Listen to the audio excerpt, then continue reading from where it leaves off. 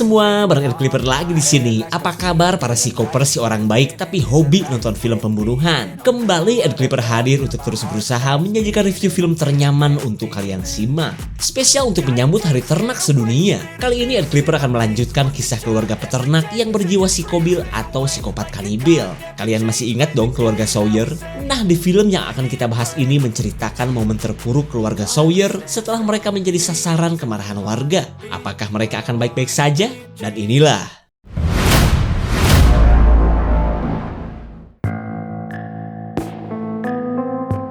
cerita berawal dari kelakuan sebuah keluarga peternak yang sudah biasa memburu dan menjadikan para pelancong sebagai makanan. Bahkan saking rapihnya dalam menutupi perbuatannya, keluarga Sawyer ini selalu lolos dari polisi dan hanya menjadi rahasia umum di daerahnya saja.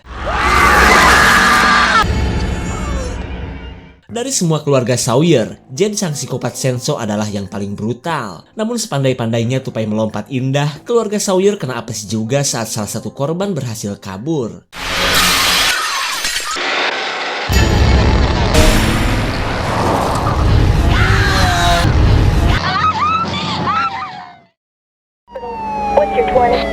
Singkat cerita, seorang polisi meluncur ke rumah keluarga Sawyer setelah mendapat laporan dari si korban yang tadi. Anggota bernama Hooper ini pun sudah muak karena keluarga ini dari dulu langganan masalah.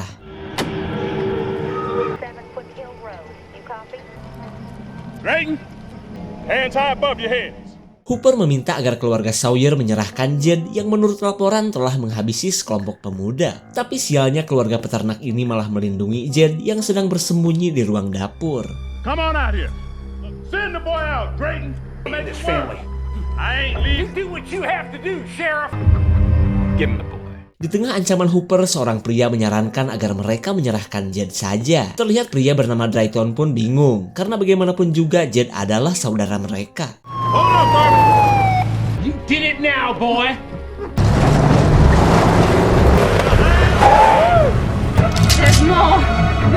Hooper terlihat kesal saat segambreng warga lokal malah akan ikut nyerbu keluarga Sawyer, di mana para preman ini dipimpin oleh seorang pria bernama Brute yang sudah muak dengan kelakuan keluarga Sawyer selama ini. Look, he's bringing. Go.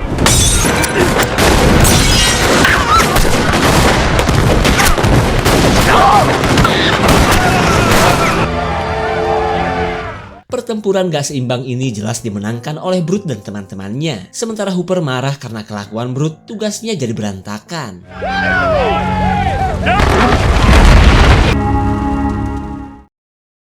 Singkat cerita, rumah keluarga Sawyer kini sudah rata dengan tanah. Terlihat para warga pun masih sibuk memastikan berapa korban yang sudah mereka habisi. Melihat keluarga Sawyer yang masih hidup, salah satu warga gercep menculik bayi perempuannya dan langsung menghabisi wanita malang ini. Kemudian ia menghadiahkan bayi perempuan ini kepada istrinya yang sudah belasan tahun gak bunting-bunting. Terlihat wanita ini pun bahagia meskipun bayi ini memiliki luka bakar membentuk huruf S dari kalung ibunya.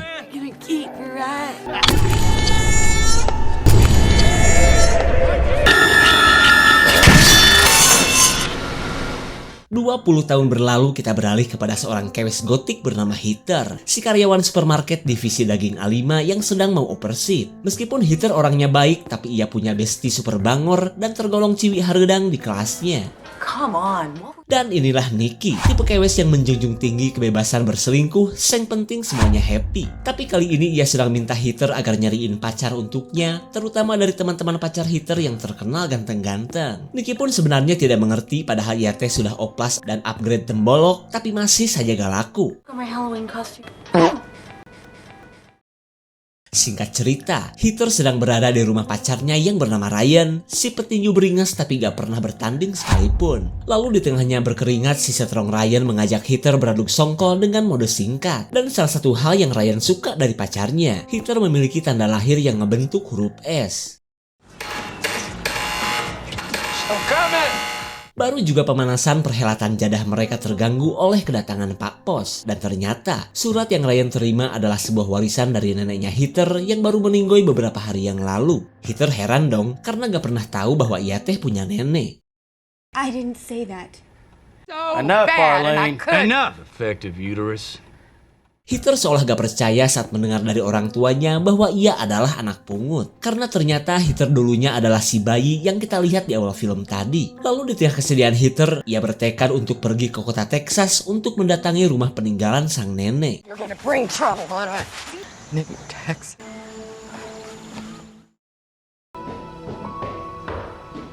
Like shit? Singkat cerita, Heather menceritakan kenyataan pedih yang baru ia dengar, terutama rencana kepergiannya ke kota Texas. Tak lama kemudian, Nicky yang sudah punya gebetan datang, dan begitu happy saat mendengar Heather yang akan keluar kota. Dan hingga pada akhirnya, mereka sepakat untuk menemani Heather ke kota Texas, sekalian Halloweenan di kota itu.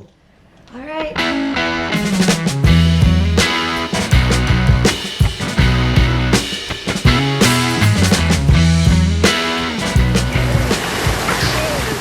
Di tengah perjalanan, mereka singgah membeli perbekalan menggunakan segala kartu subsidi yang mereka miliki. Mereka pun terlihat bahagia karena akan menggelar pesta bertabur dosa jika sudah tiba di rumah neneknya Heather nanti.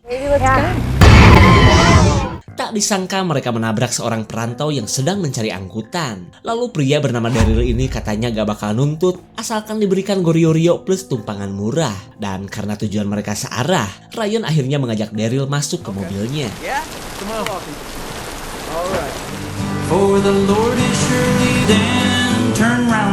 Setelah memasuki kota Texas, Heather masih sulit percaya akan asal-usulnya yang kini gak jelas. Ia pun semakin penasaran untuk mencari tahu tentang keluarga Heather yang sebenarnya. Keadaan ini membuat Daryl mau gak mau ikut ke rombongan Heather sebelum ia lanjut pergi ke daerah tujuannya.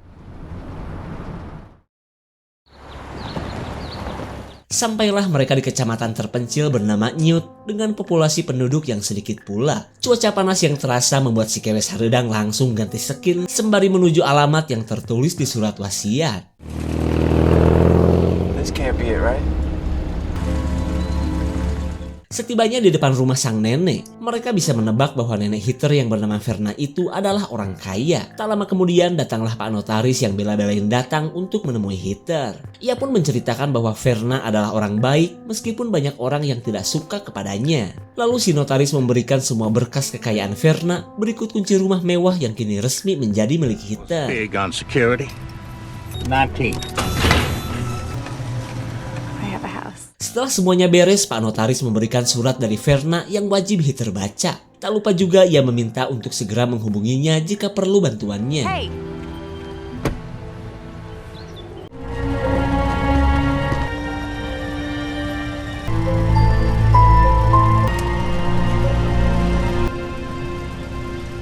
Heather begitu happy karena rumah neneknya terbilang mewah pada masanya. Begitupun dengan desain dan perabotan mahal yang kini sudah menjadi milik Heather.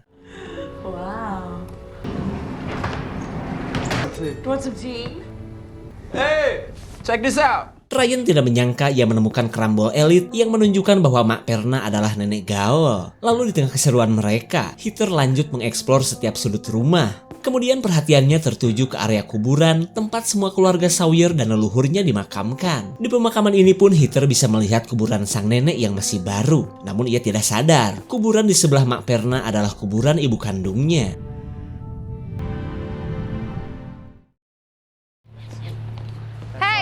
Selang beberapa saat, Nicky mengajak Heather berbelanja keperluan mengingat rencana mereka yang akan menginap selama beberapa hari. Ia pun meminta Heather untuk jangan khawatir, karena Daryl katanya bersedia menunggu rumah selama mereka pergi. Sepertinya dia maling, tapi gak mungkin Yeah, I'm a regular Boy Scout. Dugaan Heather benar bahwa si Daryl adalah maling yang berkedok perantau. Lalu tanpa berlama-lama, Daryl pupulung mengumpulkan benda berharga yang bisa ia jual. Setibanya di kota, Ryan membagi tugas untuk berbelanja. Sementara setelan haredang Nicky dan Heather membuat mata seorang wali kota langsung hijau. Dan asal kalian tahu guys ya, Pak Wali Kota ini tak lain adalah Brute yang dulu merupakan pimpinan preman yang menyerang rumah Sawyer.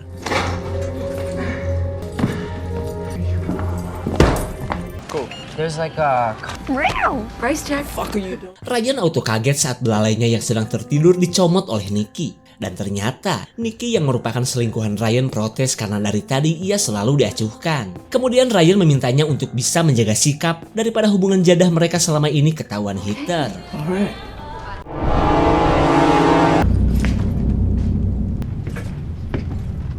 Setelah mengondol barang pecah belah yang berharga, kini Daryl penasaran dengan sebuah pintu rahasia. Ia pun merasa yakin di ruangan ini pasti ada ruangan penyimpanan harta yang harus dibuka dengan kunci yang paling besar ini. Beautiful big door. Daryl kecewa karena tidak menemukan apa-apa selain sisa makanan berupa tulang taleng. Lanjut ia mengecek pintu lapis baja yang ada di hadapannya. Honey. I'll come back to you.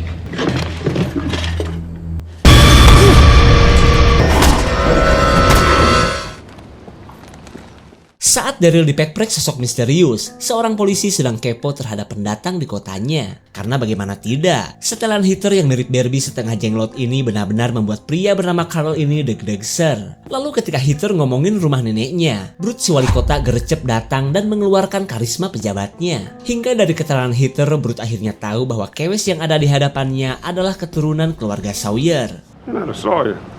Yep. You'd be burdened with that beat-up old trap. Hell, I like you already. Oh shit. He took my keys. Melihat rumah yang sudah berantakan, Heather dan yang lain bisa menebak bahwa Daryl sudah merampok rumah ini. Tapi setelah dipikir-pikir, Heather mencoba ikhlas karena yang dicuri Daryl tak lebih dari perabotan makan saja. Mereka pun kini lebih fokus untuk menikmati momen liburan di malam Halloween nanti. Sawyer. All right.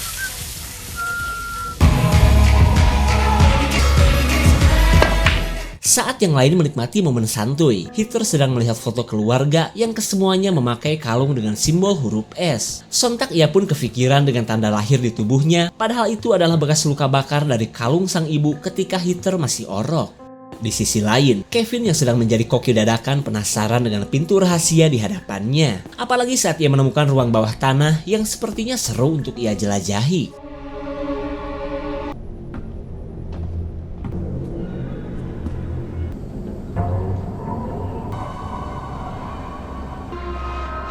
Daryl? Melihat tas milik Daryl, Kevin merasa bahwa si maling itu masih berada di rumah ini. Lanjut, ia terus mencari ke lokasi Daryl dieksekusi. Daryl!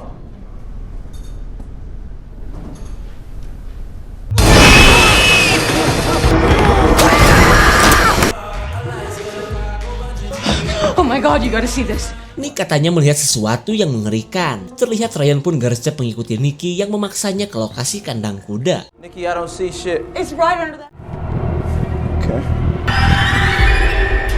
Ternyata semua ini cuma akal-akalan Nicky yang sudah kebelet pipis nikmat dengan Ryan. Dan ya, kalau sudah begini, perhelatan aduk songkol pun segera dimulai. Kembali kepada Heather yang sedang berada di kamar Mak Perna yang memiliki banyak koleksi gaun dan daster viral. Tapi tiba-tiba Heather kaget saat ia melihat jasad seorang nenek-nenek yang sebenarnya adalah Mak Perna.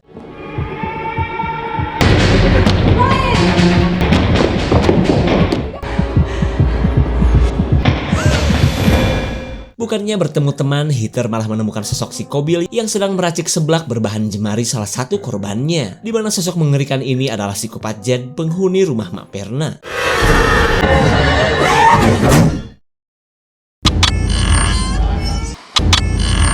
Singkat cerita, Heather sadar di studio jagal Jed yang dipenuhi daging para korbannya. Dengan penglihatannya yang masih buram pun, Heather bisa melihat kesibukan si babang Jed yang sedang mengunboxing tubuh Daryl menggunakan senjata andalannya. Lalu kini giliran Kevin yang sudah gak berdaya setelah tertangkap oleh psikopat Jed.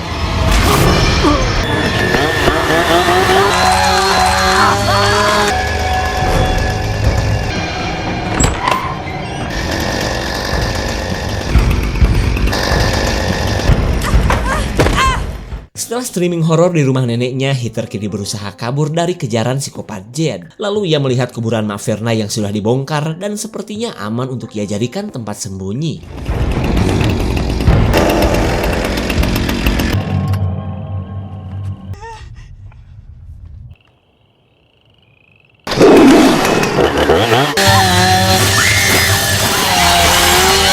Kekacauan di kuburan terdengar jelas oleh pasangan jadah yang baru beres melakukan transaksi lendir. Lalu dengan pedenya mereka memarahi psikopat yang dianggap sedang mengacau di pekarangan orang.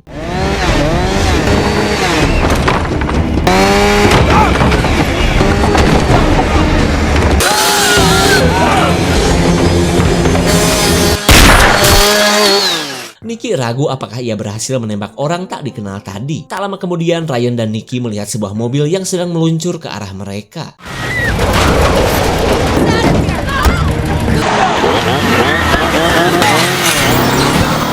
Setelah berhasil kabur, Heather menceritakan keberadaan jasad sang nenek, termasuk kematian Kenny dan Daryl. Ia pun baru tahu bahwa di rumah sang nenek ternyata dihuni sosok psikopat bertopeng kulit manusia.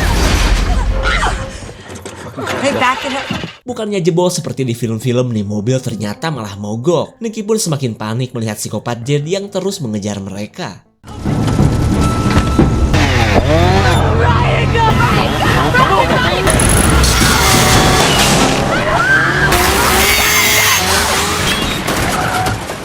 Sirna sudah harapan untuk selamat setelah mobil mereka juntai akibat ban yang telah disensor. Kecelakaan ini pun menewaskan Ryan hingga membuat Heather menjanda sebelum waktunya.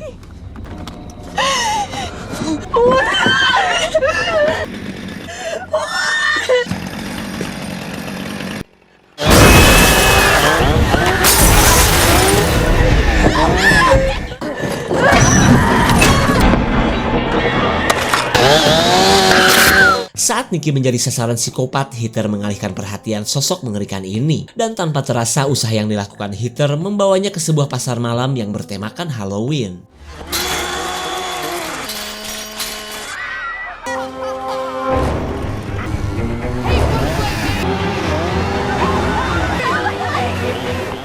Di tengah kejaran psikopat, Carly yang kebetulan sedang nongkrong mendengar dan langsung mencari siapa pelaku kekacauan ini. Sementara Heather yang semakin panik berusaha Spider-Man-an untuk menghindari kejaran psikopat Jed.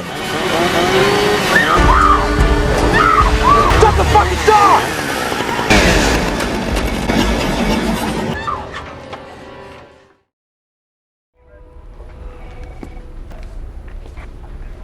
Berkat pertolongan Pak Pol yang tampon dan baik hati, Heather pun akhirnya berhasil selamat dan dibawa ke kantor polsek. Lalu sebagai pimpinan polisi, Hooper menugaskan anak buahnya untuk mengecek lokasi mobil Heather dan teman-temannya. Dan sungguh tak disangka, kedua teman Heather sudah menghilang entah kemana. Roger that.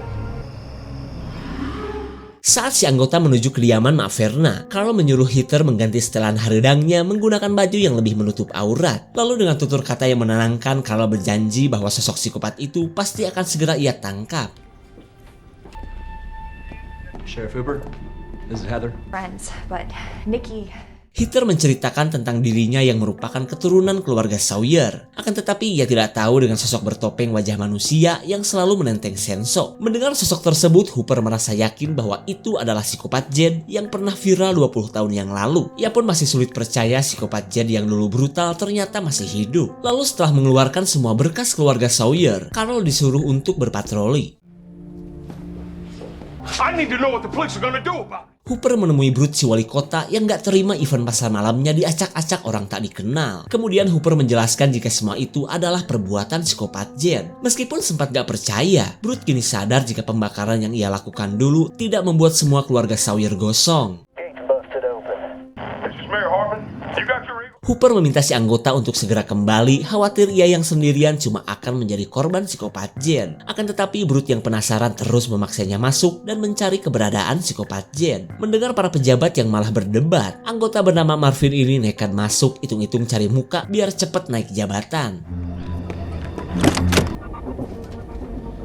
Heather penasaran juga untuk mengetahui sejarah tentang keluarganya. Lalu dari berkas-berkas inilah, ia mengetahui pembantaian keluarganya yang dipimpin oleh Brute si wali kota.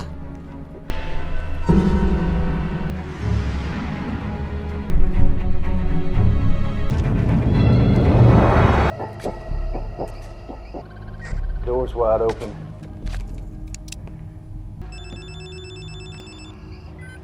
Yeah. Brute yang semakin penasaran minta video call untuk mengetahui kondisi kediaman Verna. Lalu dengan mengikuti ceceran darah para korban, Marvin terus masuk menantang bahaya.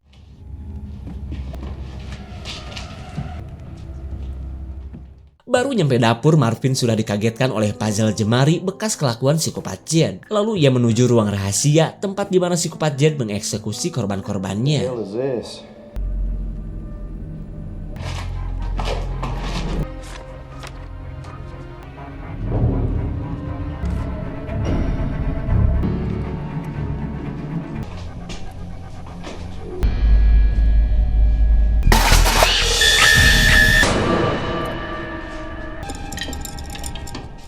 Tak jauh dari ruang jagal, Marvin menemukan banyak tulang teleng manusia plus meja rias yang biasa digunakan psikopat Jed menyeting topengnya. Di saat itu pula, Heather tiba-tiba merasakan kesedihan yang mendalam saat ia melihat salah satu korban yang sebenarnya adalah ibu kandungnya. Lalu saat mengetahui wanita tersebut memiliki seorang bayi perempuan, Heather merasa yakin jika bayi tersebut tak lain adalah dirinya. Marvin dan para pejabat benar-benar syok melihat kumpulan jasad dan onderdil manusia yang berserakan. Tak lama kemudian perhatian Marvin tertuju pada sebuah freezer yang tak jauh dari lokasinya.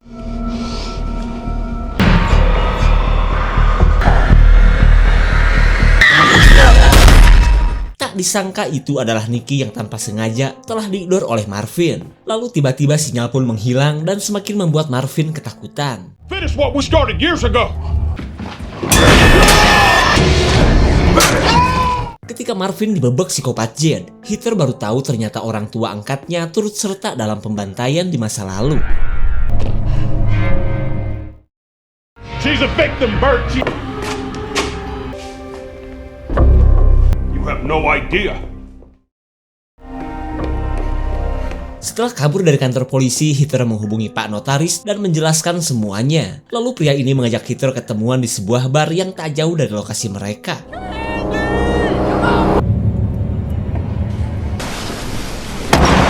Psikopat Jed kini akan membuat topeng dari wajahnya Marvin. Karena selain yang lama sudah jebleh, perbuatan ini sengaja dilakukan sebagai balasan terhadap Marvin yang dulu ikut membantai keluarga Sawyer.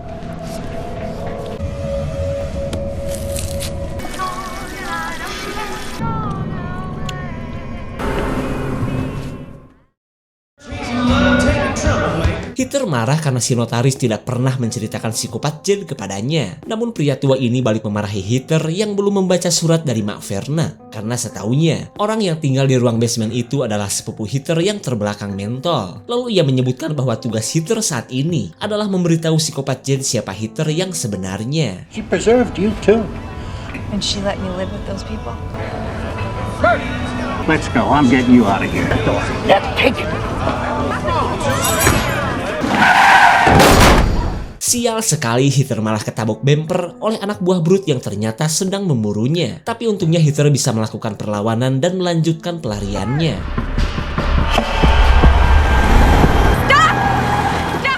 Heather memberitahu bahwa ia sedang dikejar Brute bersama anak buahnya. Kemudian Carl gercep memasukkan Heather ke jok untuk para penjahat dan langsung membawanya pergi.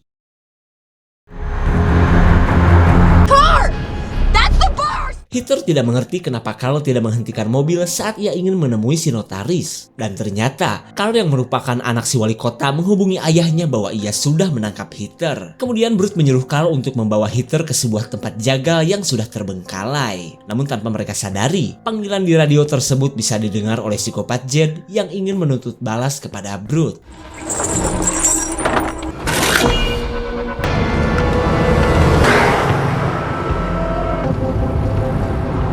I thought you were pretty cute. Yep.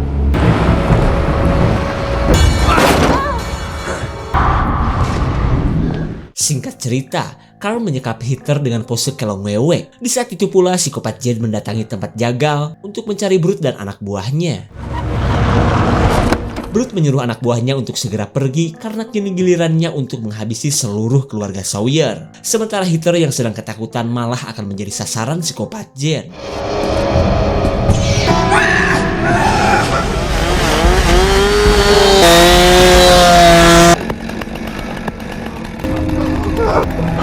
Psikopat Jed mendadak terdiam saat melihat tanda huruf S di dada begeng Heather. Lalu Heather menyebutkan bahwa ia adalah sepupunya Jed dan tentunya masih keturunan keluarga Sawyer.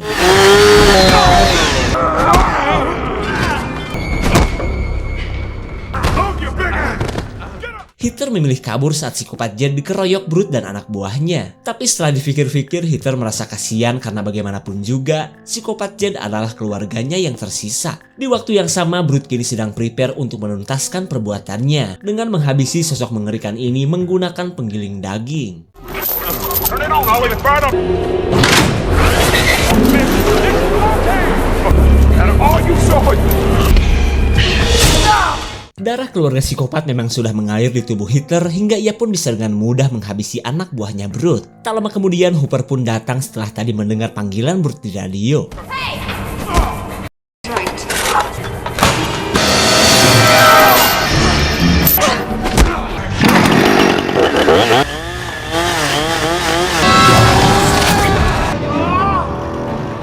Brute yang sudah pengkor akibat tergaji merasa lega saat melihat kedatangan Hooper. Tapi sayang, Hooper dari dulu emang sudah gedek kepada Brute si wali kota korup. Hingga ia pun merestui psikopat Jed yang ingin menuntut balas.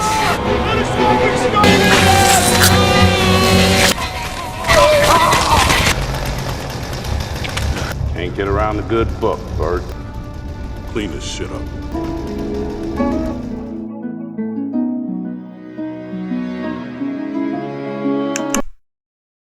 Setelah dendam terbalaskan, Hitler dan psikopat Jed kembali ke rumah mereka. Terlihat Hitler pun masih sulit percaya bisa memiliki saudara dengan kelakuan dan tampilan yang begitu mengerikan.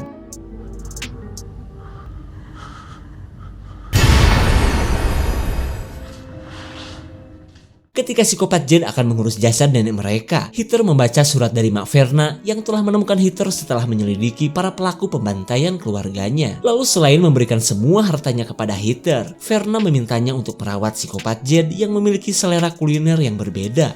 Gak sulit, Kondo. Pokoknya siapin aja korban seorang atau dua orang untuk memenuhi kebutuhan nutrisi saudaramu. Tinggallah di rumah ini, karena bagaimanapun juga kamu adalah keturunanku yang terakhir. Dah.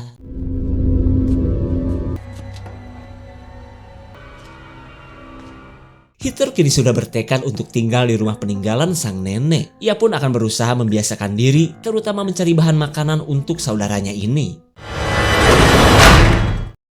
Beberapa hari berlalu, orang tua angkat Hitler merasa bangga saat diundang Hitler ke rumah Verna. Namun para pelaku pembantaian ini tidak sadar bahwa mereka akan dijadikan kuliner oleh psikopat Jed. Yeah, we ran out of patience.